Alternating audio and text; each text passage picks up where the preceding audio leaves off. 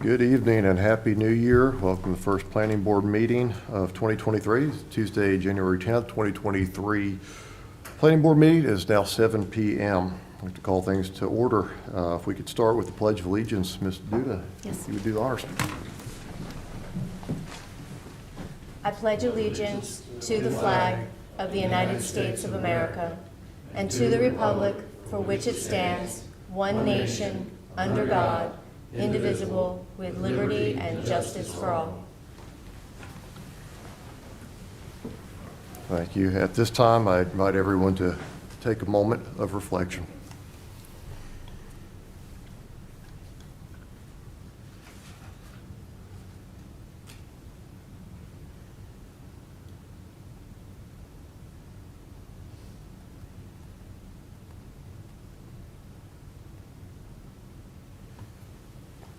Thank you. This time I'd like to establish voting members. As tradition dictates, since we have 5 active members and 1 alternate, to keep things at an odd number, to have a decisive vote, we will not be utilizing the alternate this evening. Do we need to have a motion for the current? I don't think we do, since we're not establishing an alternate. This time, any additions or deletions to the agenda? Mr. Chairman, I make a recommendation we accept these, our motion to accept the minutes as presented, or the agenda as presented. We have a motion to accept the agenda as presented. Do we have a second? We have a second. All in favor? Very good. Moving along. And that more or less includes the approval of the agenda, but we'll get a separate motion for that if you don't mind. Make sure we're covered. We have a motion to approve the agenda. So moved. Second? Second. All in favor? All right, the agenda is approved. And now please take a moment to review the minutes from October 4th and November 1st, if you have not already done so. And we're going to be looking for a motion for either or both.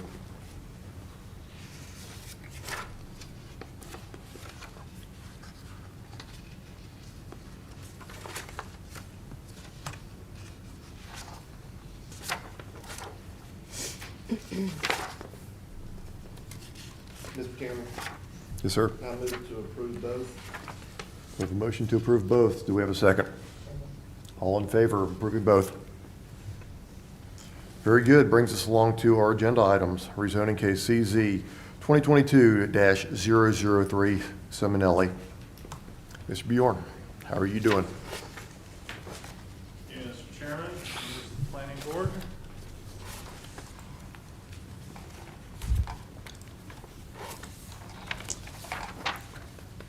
Tonight you have a rezoning case CZ 2022-003. We call it the Seminelli rezoning for the property owner. This is a request to rezone one parcel totaling approximately 2.4 acres for a 4-unit residential development. The request is from R40, 40,000 square foot lot size, to 20,000 square foot lot size with conditions. The conditions are listed below for homes in the site plan that I'll get to on the next slide: demolition of the existing home, 5-year vesting, and meeting all requirements of the UDO. This is the site plan. This is Crane Roads, just north of the Marvin Ridge School Cluster. You have 4 lots, 2 along Crane Road, and then 2 behind the site.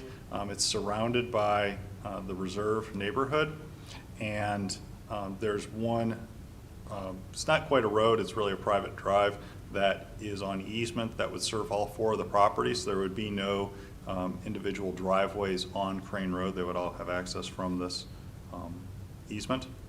Any questions about the site plan? Okay. Existing conditions, this is what the site looks like. You can see the house behind the trees west of the site, pretty forested. North Crane Road, again, you can see forested. Beyond the car would be an entrance to the preserve. South of the site, you can see some of the homes, and then south on Crane Road towards Marvin Ridge Cluster. Development status, again, you can see it's surrounded by existing subdivision. Rose Cliff is further to the south than the school, is just off the map itself. In terms of environmental features, it's forested. That's really the only natural feature to it. There's no wetlands or streams or floodplain. In terms of zoning, it's zoned R40, which is similar to all the surrounding areas. The surrounding area has smaller lot sizes because a lot of them developed under smart growth or cluster provisions in the past 20-plus years. So they have large open space as a part of their overall developments, but the lot sizes are less than 1 acre. In terms of transportation, this is along Crane Road. Crane Road's 2020 traffic counts approximately 8,800 vehicles per day. There are no mitigations required as a part of this project. I will say that sidewalk would be required along the frontage of this property. And there are no funded improvements at the northern or southern intersections of Crane Road. The land use plan is all single-family residential, which is generally 2 units per acre, and that would be calculated on the net density because there's no right-of-way or environmental features as a part of this that would be taken out. Gross and net are effectively the same. The schools, UCPS responded that this was considered minor. It's not going to have a noticeable impact on schools. And from water, this within the 6 Mile Basin, which has sewer capacity. I'll say for municipal feedback, this formatting's a little off, so I apologize about that. Wasn't formally requested, but Marvin was considering sending comments in December. They haven't sent any, so not really sure. We may receive some in time for a public hearing in February. The community meeting was actually held at the Marvin Town Hall, so the mayor and some of their council members were aware of it because they attended the meeting. Public feedback. Again, the community meeting was held approximately 2 months ago, 7 attendees, generally favorable, no changes to the site plan as a part of this community meeting. No phone calls or emails have been received since then, and better format for the municipal feedback portion is that feedback was solicited from Marvin and none was received as of today. In terms of staff report and recommendation, negative is that impervious surface of roads and lots may increase stormwater runoff, but the positives are that utilities are present and are available because this part of Union County actually is served by Charlotte Water. It flows towards Mecklenburg County. The density is consistent with the comprehensive plan, and having that cul-de-sac as opposed to if it were R20 and developed by right, they could actually subdivide those rear 2 lots and just have it with a private, just traditional gravel driveway, which isn't as good for putting a fire truck or an ambulance down if there was an emergency. So having that cul-de-sac does improve the service for the 2 rear parcels, and therefore we're recommending approval. The applicant and the property owner are both here to present additional information and both available to answer any questions you may have. Thank you. Yes, sir. Bjorn, under transportation, the last sentence there, it says sidewalks will be required along the frontage of the site. Then over under public comments, it says the questions were focused on whether a sidewalk would be provided along the front of the site, along with landscaping on the perimeter and grading of the site. It says the applicant provided answers, and there were no remaining concerns. Now, are we to say then that everything was agreed upon, the sidewalks and all of that? Well, they don't need to agree to it because the UDO would require it anyway. If this development were to come in and it wasn't rezoned with conditions, we would require the sidewalks along the frontage anyway. Okay, thank you. Yes, sir. Okay, appreciate it. Any additional questions for Bjorn at this time? Bjorn, how close is the entrance to Spratt coming out of there? Do you know offhand? You mean the distance from here to here? Yeah, from where that entrance is going to be on the new property? I mean, To the- I could pull it up on GS Online, probably on the order of 200 feet.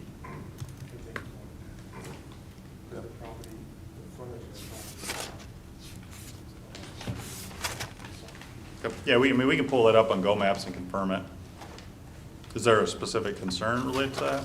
I was just Yeah. curious on how close it was, people coming out, making Sure. a right, and the other people making a left.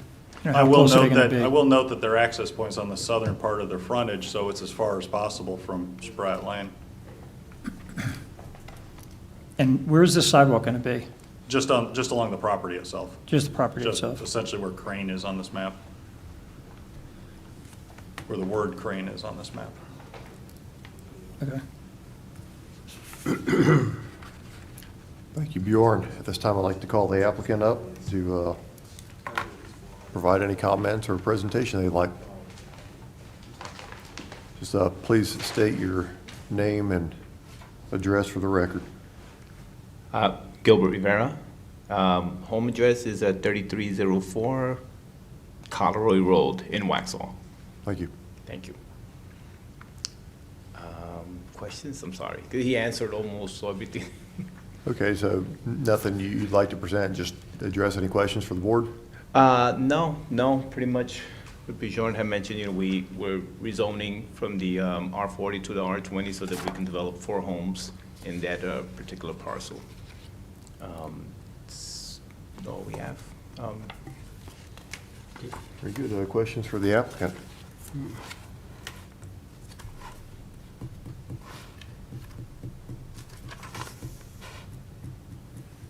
Doesn't appear we got any questions for you at this time. Thank you very much. Thank you. Normally, I'd open up to public comments, and we will do so, although it doesn't appear as though anyone signed up to speak. Is there anyone that has signed up that I'm not aware of? No? All right, so we open to public comments, and we close it to public comments. I would just note for Mr. Harrison, I just looked it up, it's about 350 feet. Mr. Chairman, just a quick question for Warren. We were talking about the sidewalk on Crane. Is there a sidewalk currently on Crane, or is this the? Just along Just a on couple, that. couple neighborhoods have it, like Rosecliff has a portion that goes to Marvin Ridge. This would be, it would be an isolated section. Thank you. So this time, I'd encourage the board to discuss the matter amongst themselves. And if there is no discussion, if anyone would like to bring a motion forward at any time. I got one more question. Bjorn, where does the sewer come into this property? Thank you for asking, because we did a fair amount of research to nail this down. There is an easement in this neighborhood. Their sewer comes across the street and there's along the open space right there, which is this narrow parcel. It's not a home lot, it's open space for the neighborhood. And they have a sanitary sewer easement right there. So that's where they would connect in. And that goes to 6 Mile. Yes, it goes to Mecklenburg County, which means it has capacity.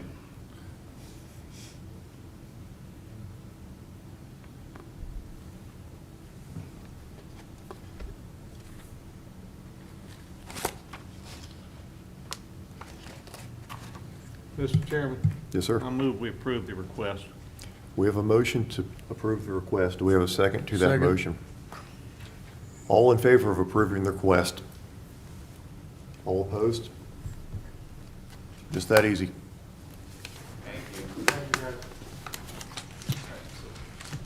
Very good. That moves us along to the planning staff report.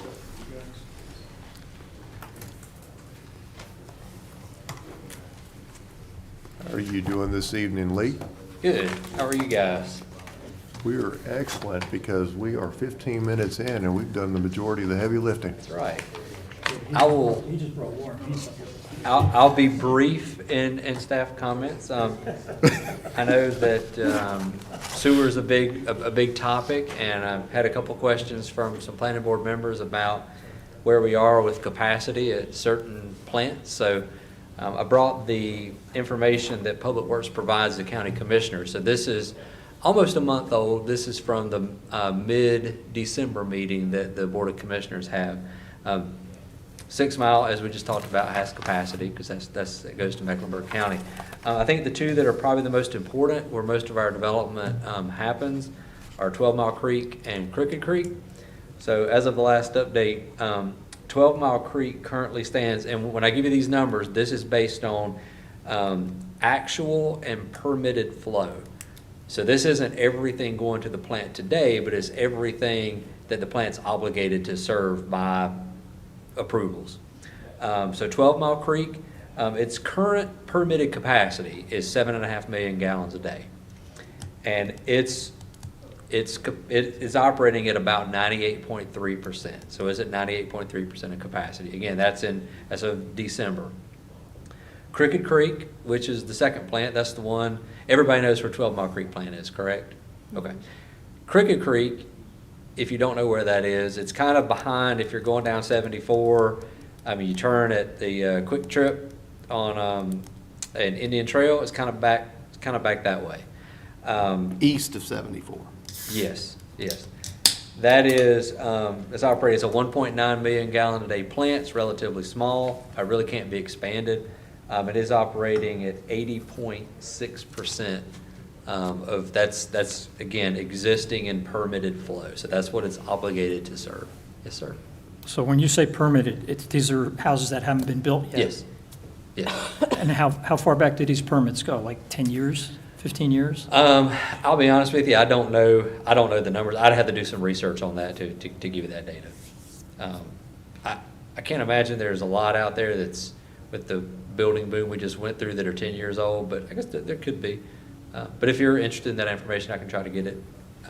But the county doesn't have a time limit on building? Oh, yeah, I think we do. It's 3 years, isn't it? Something like that. I'd have to get that in. I don't want to tell you wrong. I'd have to get that information, but yes, there is a limit. But that's not after it's permitted? That's after it's permitted? Right, yes. And again, I can get you that information. I just came to tonight to give you those flow numbers. I don't have a lot of additional information. Although, I will tell you that those numbers are a 12-month rolling average, so that's not basically what it did today or what it did yesterday or tomorrow. That's a 12-month average. That's the way you kind of want to do these things because you have spikes and you have troughs. I did talk to Brian Matthews before the meeting just about these numbers. There will be an update coming out at the next meeting of the Board of County Commissioners, so there should be an update to this. And in the coming months, the Board of Commissioners will be having some discussions regarding sewer, and once some decisions are made about maybe future projects and what may happen, Brian offered to come and present those to the board. We're probably looking at March or maybe April timeframe before we really have any answers on some of that stuff. So if you're open to that, Brian said he's more than willing to come and present to you. There's 3 more plants that the county operates. Honestly, from a development standpoint, they're not really that important. We got Old Sycamore, which is up kind of in the northern part of Union County, up around Fairview Mint Hill. It's a golf course community. It's an old package plant that the county took over. It's operating at 28.7% of capacity, but nothing new can really flow to it. Tallwood, which is another old package plant. Tallwood's a neighborhood up in Fairview. It's operating at 44%, but again, it's kind of self-contained. Nothing else can really get to it. And Grassy Branch, which is up north of Unionville. That's the sewer plant that the Piedmont Middle and High School flow to, and I think Unionville Elementary School also flows to it. And there's a couple of neighborhoods that were developed along after the sewer line was installed. They kind of popped up along the run of the sewer line. It's at 82%, but again, there's not a lot else that can be developed along that. And it's in Unionville, so they have a really low density policy. So those 3 aren't really that important when it comes to future development. Really, the 2 big ones are 12 Mile and Crooked. And again, if you've got any questions, I'll be happy to take them, but I don't have a lot of background information, but I'll be happy to take the questions and come back at a future meeting and answer them, or pass them on to Brian, and when he comes in March or April, he can probably answer those as well. Any questions on that? All right. Well, that's all I have. That's it. Wow. Lee? Yes, sir? Not on that, but I got another question. Sure. I think all of us took some time to do some research on text and emails. who had to send in, forgot the gentleman's name in the communication department. Yes, Any update on that? I don't have an update on that, no. That was a public records request, and of course, Public records. any information that you provide via email or text that's about county-related business is public record, and if somebody wants it, they can ask for it. Just wonder if there, Sure. anything had ever happened with what we sent in, so. Oh, no, I haven't heard back from communications. We get a lot of public records requests, and honestly, on a staff level, we respond, we give the information, and it goes somewhere. Just wondering. Sure. Can I ask a question or follow up on that? Lee, do you mind communicating to the board about how important it is about replying to all? Yes. And not using personal email accounts to communicate? Yes, so, using a personal email account to communicate, it's not illegal, you can do it, it's just not good practice, because once they subpoena that, if they find something that you sent that you didn't know about, then they, have access to your personal email, and I don't think really anybody wants, people looking at your personal email. So, using a county email, plus using the county email, we have ways, the county has a system that we can use to go in and retrieve emails that are needed. It's pretty straightforward. So that's just a good way to do it. Plus, it's an official account, and an official county account is really the best way to communicate. When we reply all, like if Amy sends out an email with the agenda packet, if there's, people start replying all and asking questions, and there's multiple responses, in a non-legal, I'm not an attorney, so this isn't a legal opinion, but you could potentially run into an open meetings law issue, because you're having discussions as a board outside of an official meeting. So we kind of want to try to stay away from that. So, if you got a question for Amy or me, based on an email, just reply to me or whoever sent it. That's probably a better practice to do. Lee, board members, Mr. Chair, I want to bring this to everybody's attention. But I think everybody got a letter requesting a meeting to talk to a lawyer about possible rezoning coming before this board. Do y'all remember that? Amy, do you remember that name? Was it Brady?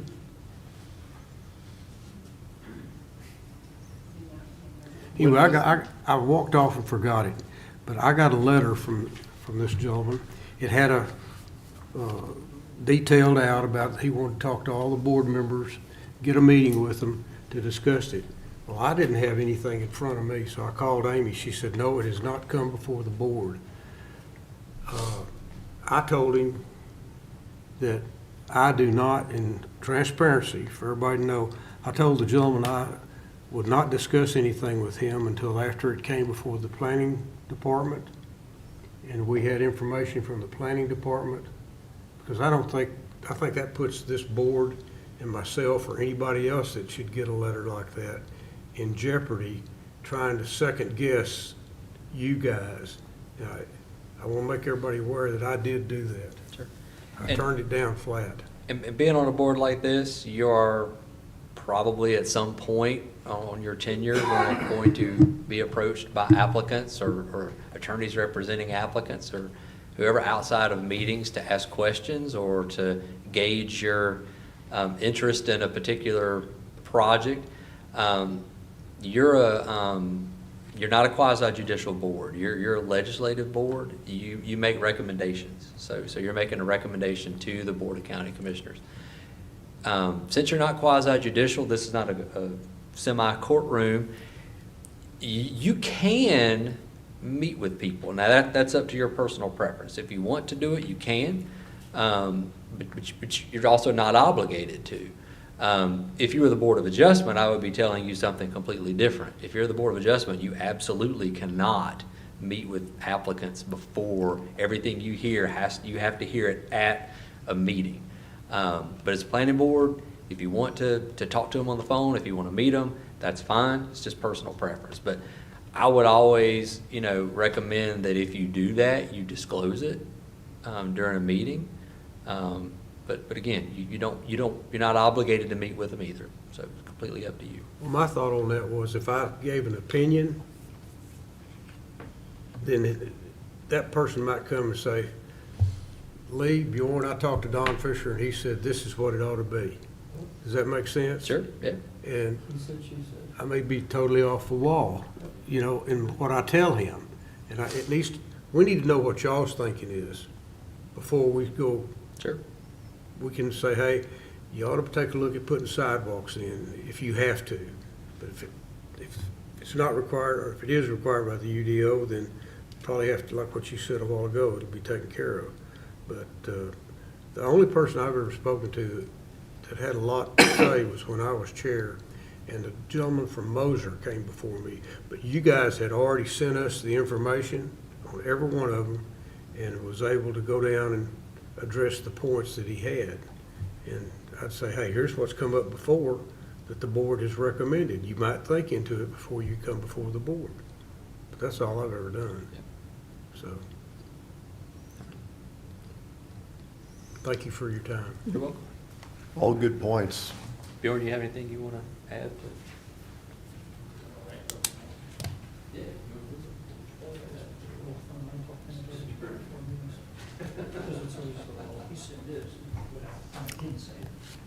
You're going to see in subsequent rezoning packets, I can pull up an example, because we just made one yesterday.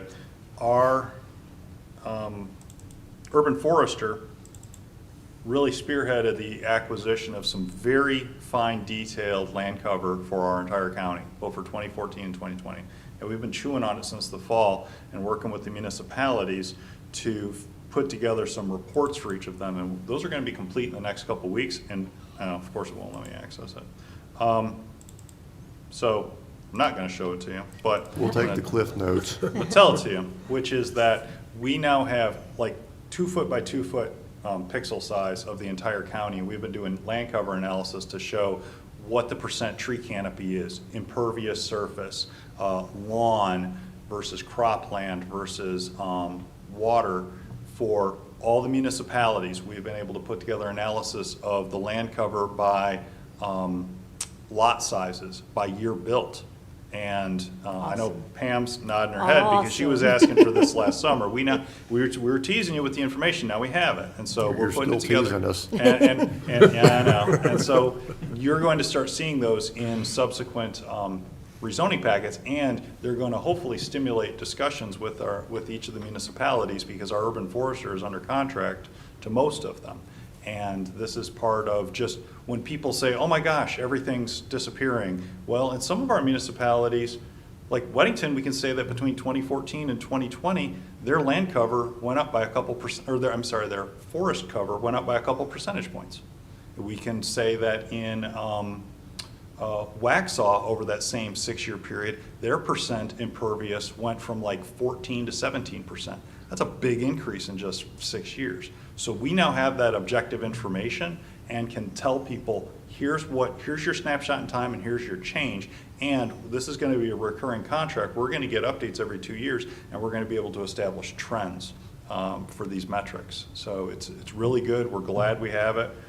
Big thank you to our urban forester. He is a huge resource. It's great that the county has one, and we're going to be dialoguing with the municipalities about what's going on inside their boundaries. So that's the type of new data that we'll have available. That's really cool. And I'll add that this was one of those projects that I think most planners like to work on, because it was a true collaborative effort between planning, stormwater, the urban forestry department, GIS. and GIS. We all participated. We all went in together.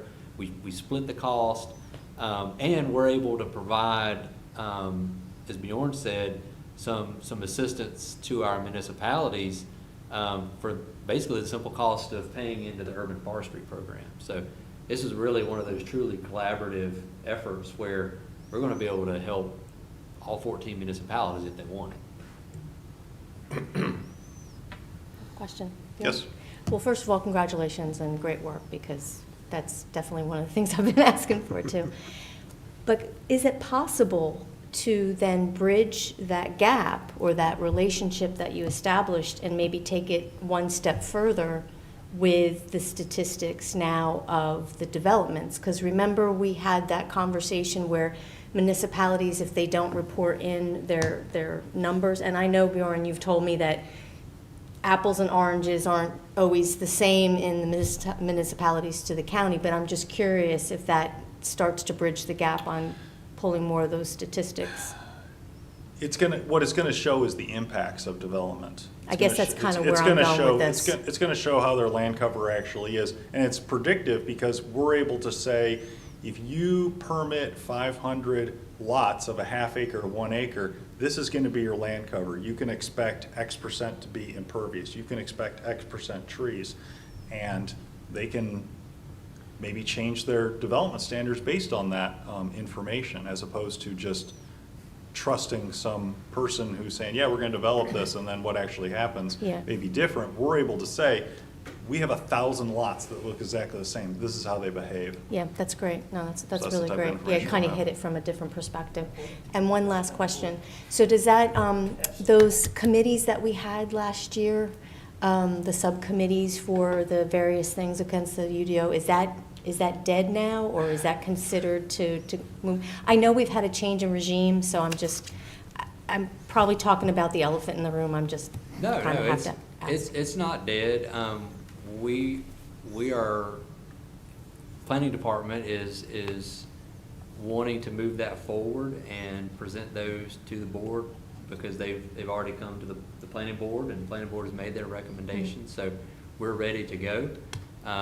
In fact, I was talking to Brian a couple weeks ago about that, so I'll be continuing to have those conversations, and ultimately, it is going to go to the county commissioners. We Okay. just have to get Was them- that Brian get them Helms you scheduled. talked No, to? Brian Matthews. Oh, okay, sorry. There's too many Brians in.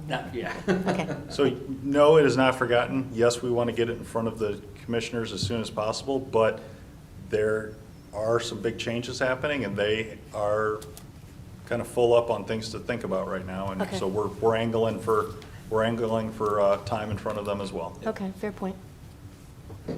Mr. Chairman? Yes, sir. Since we have a couple of minutes, since the agenda was so light, I'm going to follow up on this non-permeable surface tracking. Yes. And correct me if I'm wrong, because I'm teasing my memory here, and the older I get, the more challenging it can be, right, Patrick? There's some calculation that you do that, based on the amount of square footage of rooftops, increases the stormwater runoff.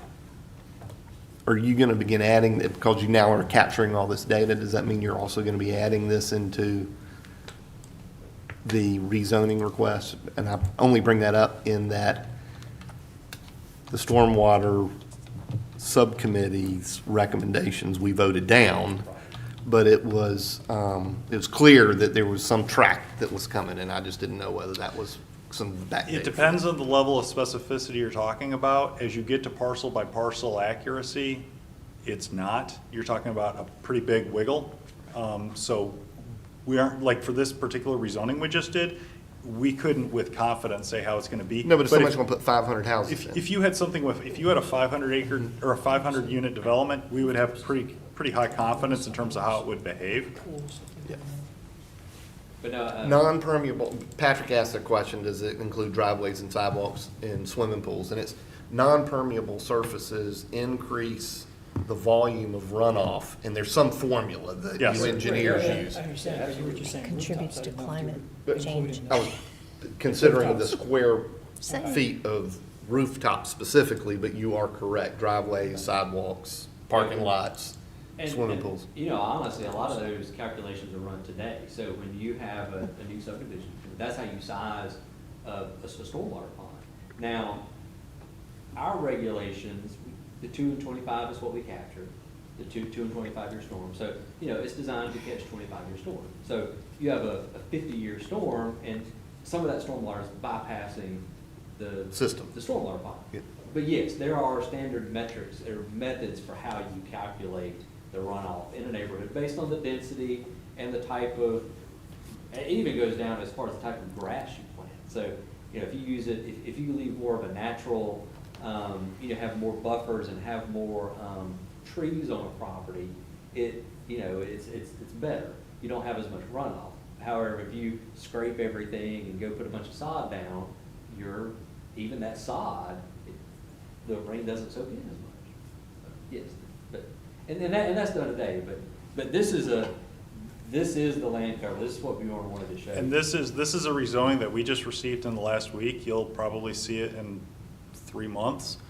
This is actually a portion from the solar farm that was turned down last year. They came back, and this is now being proposed, a portion of it is being proposed as a residential development. It's essentially a cluster development because I think it's 150 lots on 208 acres. And what was really fascinating was how the forest cover shows up as a large contiguous tract with this parcel right in the middle of it. So the impact on fragmenting, you know, species habitat and whatnot is really driven home by a map like this. It shows how accurate and precise it is in terms of cleared agricultural areas and how some crops are starting to emerge, because the tan is bare earth, and then the light green is a shrub or a grass type of cover at that point. So this is very precise. At this level, it's very, very good. You get down to a half-acre lot, you could see wiggle on the on some of the categories, particularly impervious, because at 2-foot pixels, what I've seen it do is you have your road, and then you have a sidewalk with a planting strip. My planting strip's not big enough, so it puts it all together, so all of a sudden you have a 40-foot wide impervious surface. Now, maybe it actually is behaving like a 40-foot impervious, because that planting strip in the middle, not much is getting in, but it's still grass. But that's the weakness of it. That's where we tried to break it, and we found out that's where you can break it. When you try and calculate like planting strips, it will glue the sidewalk to the street, for example. But at this level, really, really good depiction of reality. So we're going to be including data like this in our subsequent rezoning applications. And these types of clips for individual municipalities is the type of resolution on the data that we'll be presenting to the municipalities over the next month or so. So we think it's a pretty cool tool. Additional questions for Bjorn or Lee? These are some good questions. You haven't started that yet, right? Start what? I was just gonna ask what their reception was to. Well, we presented it to them in terms of the initial analysis and asking for their feedback into, essentially, like, we gave them the menu of all the things we could do with it, and we said, your plate is a PowerPoint slide. What graphs and charts do you want on your PowerPoint slide? And they provided that feedback. I think we had 11 out of the 14 municipalities respond back, so that's good. And we're putting them together now. And several of them are very excited about the results. So yeah, this is good. This is how excited Bjorn gets on a project like this. I'd be jumping up and down and be so excited, but this is full excitement for Bjorn. Well, my eyes have actually glazed over. I've looked at these, I've done so much GIS, I'm just kind of tired of it, actually. Ready to be done with it. But it's a great tool. I'm pretty familiar with what it can and can't do. That's why I could say when you talk about individual parcels, you know, for stormwater. I will say, we did talk about with our stormwater engineer, and he said, oh yeah, that subdivision is supposed to be no more than 40% impervious. And I went and clipped the whole neighborhood, and I said, yeah, they're at 38. He said, yeah, okay, that sounds about right. So it's pretty close. Very good. Well, thank you, Bjorn. At this time, I'd like to open it up for brief comments. Dan, you want to start? I'm good, thank you. Pat? Nothing for me, thanks. Charlie? No comment. Pam? No comment? Vice Chairman Fisher? Happy. Very good. Well, thank you all. Do we have a motion to adjourn? So moved. Second. All right, it is 7:39 PM, and we are adjourned. Have a good night.